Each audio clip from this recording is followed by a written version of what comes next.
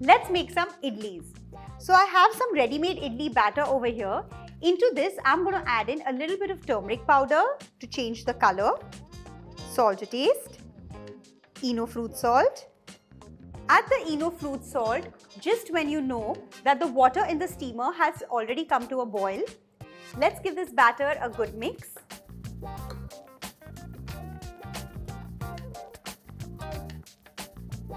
The batter is ready. I have a greased idli mold here. Let's pour the batter in the mold.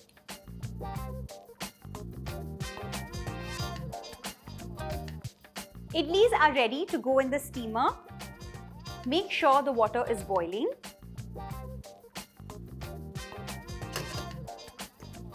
On high flame, steam the idlis for 12 to 15 minutes.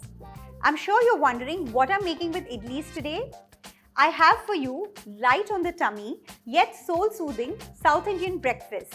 Hi guys, this is Ruchi Bharani. Welcome to Rajshri Food, and I'm going to show you the recipe for curd idli or Tair idli. Let's flavor the curd for this recipe, for which I need to make the tempering or the tadka. So in a pan, add around 2 tablespoons of ghee. Turn on the flame. Once the ghee is nice and hot, into this I'm going to add in 1 teaspoon of mustard seeds, just a little bit of ginger finely chopped, also 2 cloves of garlic finely chopped. Saute these ingredients for a few seconds. Next add in 2 green chilies slit, also a few curry leaves. Turn off the flame and let the tadka cool down for a minute. Remember not to add hot tadka into the curd.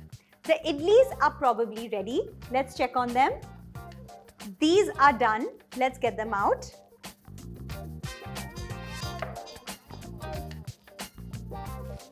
Let the idlis cool down for a minute before we unmold it. Meanwhile, let's quickly prepare the curd. So I have about 2 cups of curd here. Let's just whisk it. Let's add in about half a cup of water. I'm going to season this curd with a few spices. So add 1/4 teaspoon of roasted cumin seed powder, half a teaspoon of black salt, 2 pinches of red chili powder, salt to taste, coriander leaves. Now let's add in the tadka. Let's whisk all these ingredients together. Next add in 1/4 teaspoon red chili powder. This curd is ready. You can infuse the curd with all the seasoning ingredients and keep it nice and chilled in the refrigerator before you pour it over the idlis. Let's unmold the idlis now.